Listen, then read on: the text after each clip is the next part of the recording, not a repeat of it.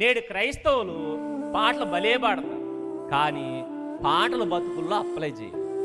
అందుకనే ఓ పెద్ద ఆయన అన్నాడట, క్రైస్తవులు అబద్ధాలు ఆడతారు కానీ అబద్ధాలు ఆడడం కంటే అబద్ధాలు గట్టిగా పాడతారన్నాడు. అబద్ధాలు పాడడంలో మనం తెట్లం. అందుకే వెండి బంగారం యొద్ద లేవయ్యా అని పాట పాడుతుంది ఒక ఆవిడ. మెడలో 10 కాసులు గొలుసుంది. దీన్ని ఏమంటారు చెప్పండి? పచ్చి అబద్ధం కాదు. అంటే దేవుడు గుడ్డోడా? ఎండి బంగారాలు లేవని బంగారం వేసుకుని పాట పాడుతాం కదా, అది దేవుడు తదాస్తు అన్నాడు.